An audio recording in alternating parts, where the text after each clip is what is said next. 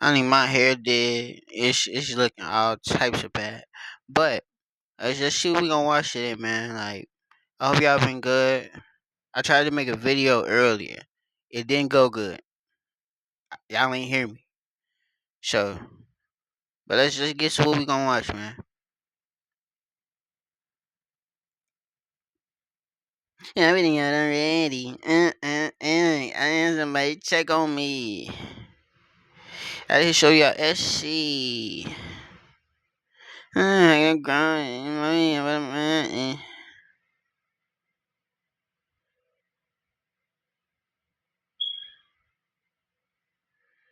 Lock in with a buy one, get one, create your own pizza from Papa John's. Whoa. Order in so you can lock in. Buy one, get one pizza for a limited time on Uber Eats. Oh, I feel so great, man. Like, I feel so magical. I'm able to do free movies the and little live creating TV. thing I want to do. I got a tablet. You know, it's A German gonna be tourist lit. came to America for Oh, the World type Cup, lit. and within weeks, millions of people were following his road trip. He ate at Waffle House for the first time, visited Buc-ee's, got a tour of NASA, talked to astronauts on the International Space Station, even had J.J. Watt pay for his hotel. J.J. Watt? And then the White House invited him. Wait. How the fuck he get JJ Watt to pay for his hotel, bro? What type of connects he got? At almost the exact same time, something different was also happening. The president personally calls FIFA to overturn a World Cup red card, something that had never been done before, and FIFA actually does it. ICE conducts some of its largest immigration enforcement actions in years as millions of foreign fans arrive, and new travel restrictions leave many fans wondering whether they'll even be allowed into the country. Suddenly, the world's biggest sporting event wasn't just a sporting event anymore, because the 2026 World Cup became more than the biggest sporting event in history, but a World Cup. fight over who actually gets to shape the world's image of America. To understand how we got here, you have to go back to 2018. That's when FIFA awarded the 2026 World Cup to the United States, Mexico, and Canada. It would be the largest World Cup ever. 48 teams, the first time the tournament had ever been that size. And for the first time, FIFA decided to run the whole thing itself instead of splitting the revenue control with the host nation the way it had always been before. Wow. FIFA opened an office in Miami, the first time it had ever done that for a host country, with David Beckham and Lionel Messi involved from day one. After Brazil, Russia, Qatar, South Africa, FIFA was chasing even more money, and it looked at the US economy and saw a bigger dollar sign. At the Meridian Sports Diplomacy Conference in Washington, D.C., FIFA President Gianni Infantino was asked how he'd restore the organization's credibility after years of corruption scandals. His answer: I think, probably the first thing you have to do is, well, don't steal. Right? Don't steal. Just don't steal. Make sure that the money that comes in to FIFA is a non-for-profit organization, you should know. So everything that comes in is reinvested in the game. At the end, it's about just I wanna roll up, working, but I don't think I can do that on working, YouTube. working, working hard in an honest. Y'all may not see my face. I'm gonna have to be Yeah, anonymous that's for like a lot of videos. The secret is, if there is a secret. FIFA came in expecting the usual dynamic where it basically steamrolls over any government that it's working with and gets exactly what it wants. It happened in all the previous World Cups run under Gianni Infantino. Damn. But this was the first time under Infantino's leadership that FIFA was working with a Western democracy. And that pattern of steamrolling over all the governments wasn't gonna hold. The Biden administration had concrete warnings and concrete failures on the record. In August 2024, a bipartisan group of US senators wrote I hit my directly knee, to the y'all. Biden administration, warning that the visa system wasn't ready for what they called the decade of sporting events, the 2026 World Cup and the 2028 LA Olympics. The administration didn't build a task force, and the backlog was still there heading into 2026. And then came the dress rehearsal. In June 2024, My bad, Miami's y'all. Hard Shit, Rock you Stadium, one of the actual 2026 World Cup venues, hosted the Copa America final. Roughly 7,000 fans without tickets broke through the gates. Kickoff was delayed more than 75 minutes while officials tried to regain control. Miami-Dade's own review blamed poor intelligence gathering and no outer security perimeter. It was covered at the time as exactly what it was, a warning sign that the US wasn't ready to host an event at this scale. So this wasn't a case of nobody paying attention. I talked to sources who were familiar with how the Biden administration worked in conjunction with FIFA and the World Cup. And they simply said that the World Cup was just not something they cared that much about about that they put a lot of focus in during the administration's tenure. Officials were described around one priority, described internally as saving democracy, according to sources close to the Biden administration. The administration was burned out with little turnover in staff and a World Cup that read as a nice to have next to everything. Now they know they dead wrong. Now why they put that in the video, bro? They did not have to throw that in the video game. Like, come on, bro. Y'all could have used anything. You motherfuckers decide the one where he busting the shit. Y'all know y'all bogus. Everything else on its plate. That's not indifference to FIFA itself. The administration also refused to let FIFA throw its weight around and insisted on going through normal channels, which slowed things down from the other direction too. But on the specific documented failures, the visa backlog, the security dry run, the warnings existed and nothing changed. By the time anyone in Washington, D.C. was paying attention to the World Cup and its planning, a year had gone by, a year wasted had gone by, and FIFA and the United States were already playing catch-up. And because the World Cup is this massive geopolitical stage, it's also a massive opportunity for the governments that understand the power of this tournament, because it's an opportunity to not just shape how people around the world view you, but it's also an opportunity to show the world how you actually operate, how functionally you are operational as a country, especially a major power. Nigga, we ain't been like that in a long ass time. Nigga, we never. I think I might have to end this video quickly, y'all. Cause boy bapping. And look, 444, y'all see that? Yeah. Like the United States. Russia uses World Cup to look open. Qatar uses World Cup to look modern. This was America's one shot to do the same thing, just by hosting it well. And that's exactly the tool the Biden administration failed to pick up. Its own stated mission at home and abroad was defending democracy against authoritarianism, presenting the American system as the better one. The World Cup was a built-in opportunity to make that argument to billions of people at once without saying a word about politics. Instead, the administration treated it as a scheduling item under Homeland Security and transportation, Get the fuck out not of here. as the soft power asset it actually was. If you like videos on sports history, make sure to subscribe. We are on a path to hit 100,000 subscribers before the end of the summer. If you follow this channel, happy Alright, there, beforehand Bucko. that Trump would present the trophy and exit. He didn't exit. He stood center stage while the team lifted it, visibly unsure what to do with him, still standing there. Cole Palmer, the tournament's best player, said afterwards, Nah, I knew he was going to be here, but I didn't know he was going to be on the stand when we lift the trophy, so I was a bit confused, yeah. say what you want about Donald Trump, and there's a lot to say about him. That is a man who understands the power of an image and a photo and what it means for a president to be standing on stage alongside some of the most famous athletes in the world. The Biden administration never really treated the World Cup as an event worth standing next to, whereas Donald Trump viewed it as something to not only stand inside of, but stand inside of regardless of whether or not people wanted him there. You gotta think, like, he's a businessman, though. He knows these things. This is how he got to where he's at. Niggas don't know that, though. And that difference is the whole story behind the next year that followed. January 2025, the Trump administration takes over, and whatever FIFA thought it had worked out with Biden's team doesn't automatically carry over. FIFA can't game plan the same way anymore, so it stops negotiating with an institution and starts managing one man. By December, that management style had a name. At FIFA's final draw at the Kennedy Center, Infantino did something no FIFA president had ever done. He gave Trump an award, the inaugural FIFA Peace Prize. Reporting since has said that Infantino had actually been lobbying to get Trump the real Nobel Peace Prize. When that didn't happen, he made one up instead. By then, FIFA already had an office space inside Trump Tower in New York. That spring, the Iran war spikes oil prices, and ticket and hotel prices climbed to record highs right alongside it. FIFA was pricing for exactly the money still sitting in the market. Going into kickoff, FIFA has a real working relationship with exactly one man. More than a quarter of the participating countries were facing some sort of US travel ban or restriction before a ball was even kicked. Omar Artan flew to Miami to become the first Somali referee in World Cup history. He landed, got pulled aside, and spent 11 hours being How you know I was Somali, bro? Face ass, nigga. questioned about a terrorist group he says he knows nothing about.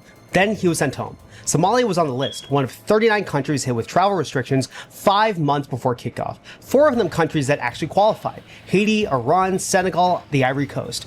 Their fans can't get the visa most fans need. Full stop. But you don't even have to be a target to get caught. In Congo, there's a fan who stood frozen in a red and yellow suit at every match for years, a living tribute to his country's first leader. Nobody banned him. His visa just never finished processing in time. He missed the games anyway. By the time the tournament had actually started, people from all around the country, in newsrooms and barbershops, were assuming that not only would things go wrong with the World Cup, but how many things would go wrong to make this tournament go completely off the rails. And that kind of thinking is something that people apply to them more than just the World Cup. Because here's the thing about most wireless plans, most of us are just paying whatever the carrier tells us to because... Whoa, there we go.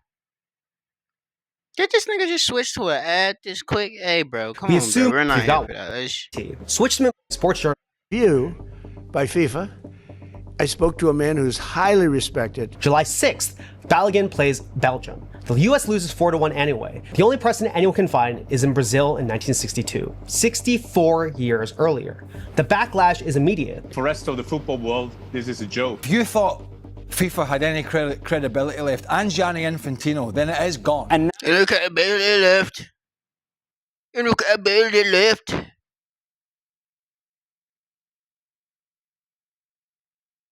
And look at ability left.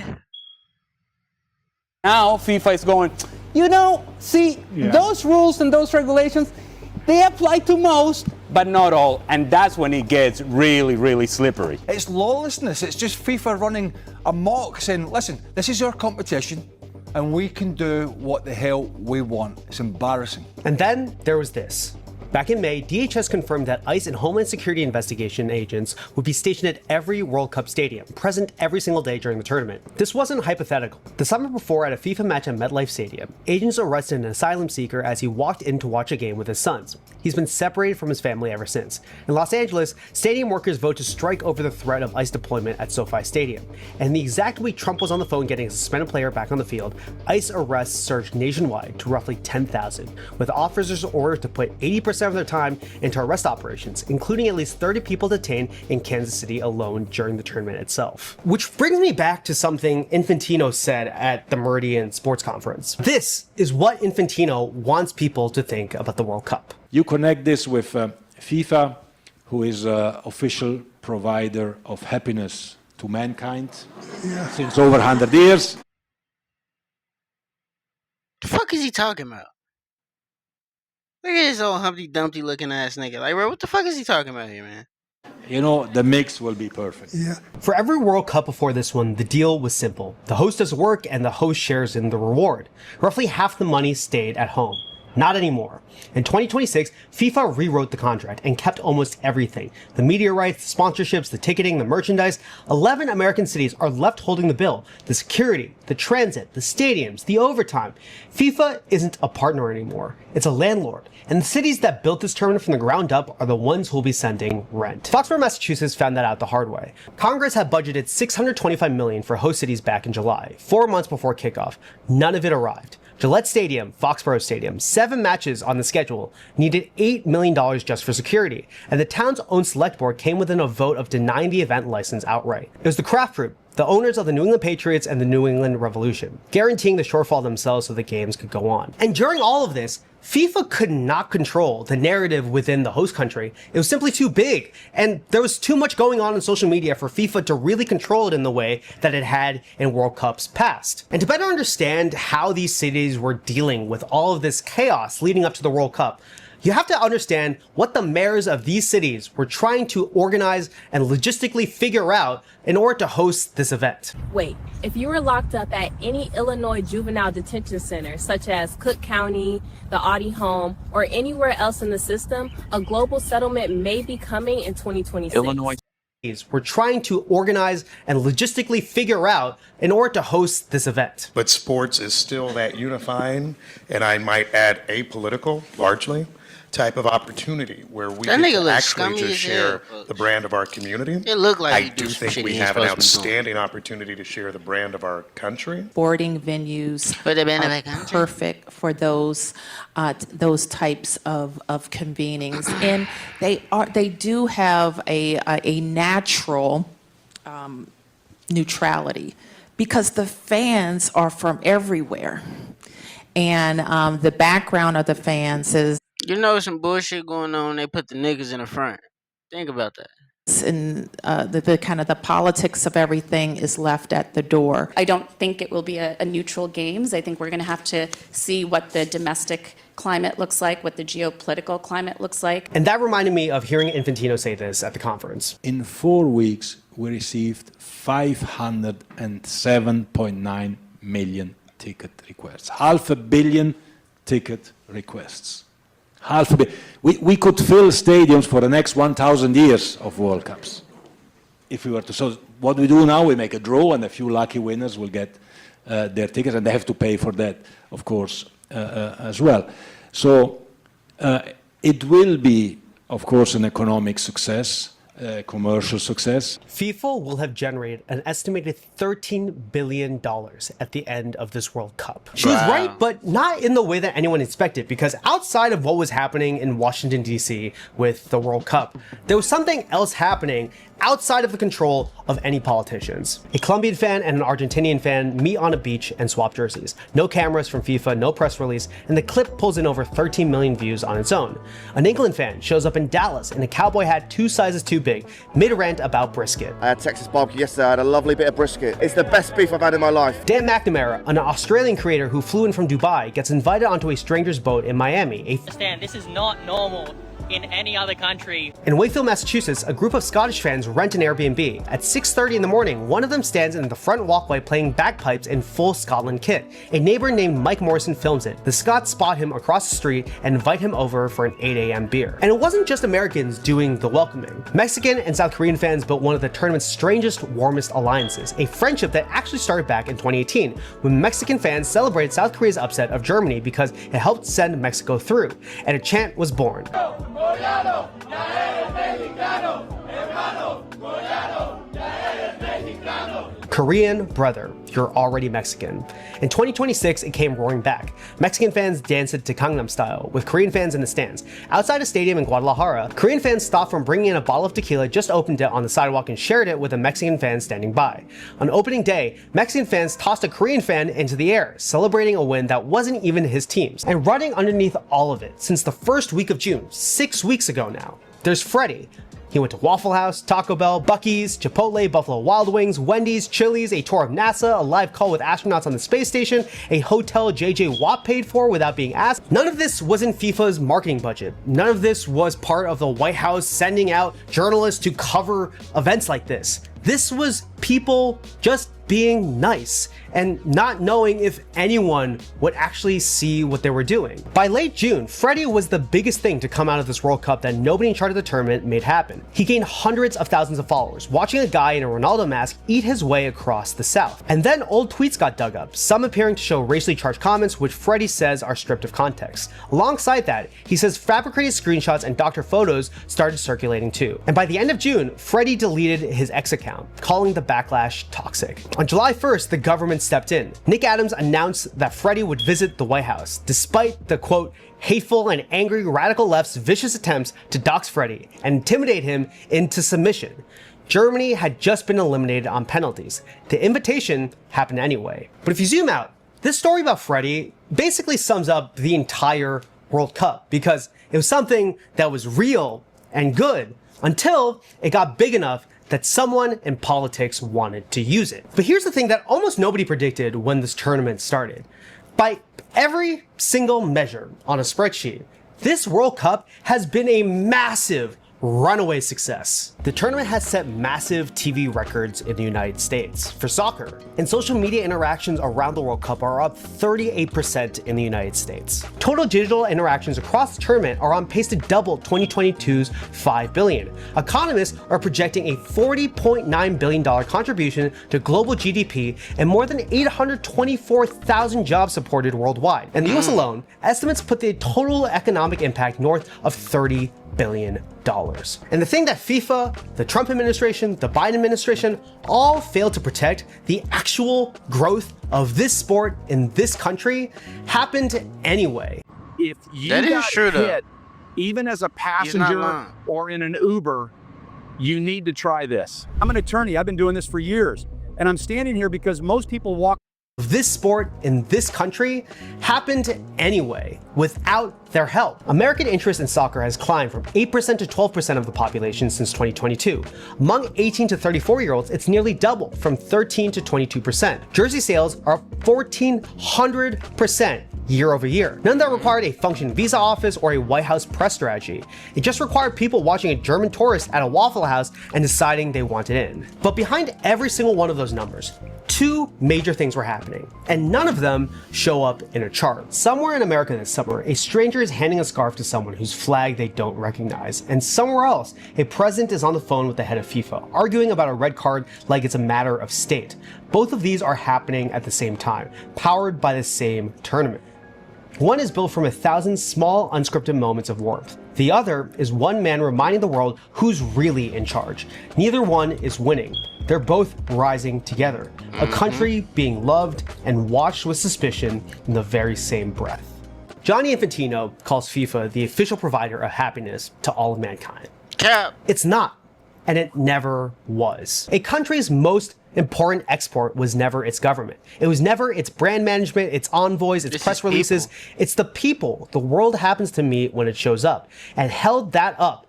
And that held up this summer despite three separate institutions working against it in three separate ways.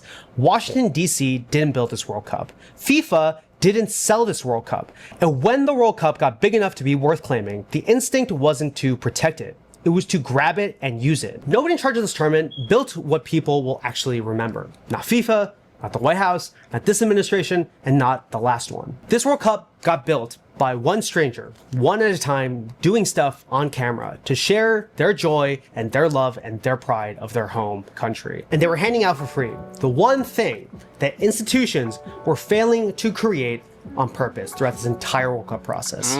Happiness.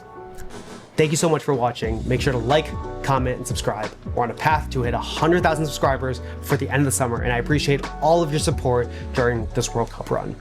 I'll see you in the next one. Shout out June Lee, man. Go show that love to him, man. I hope he don't I hope folks don't put a little copyright on this. For let me eat too. I'm up and coming. I'm trying to eat. Let me eat.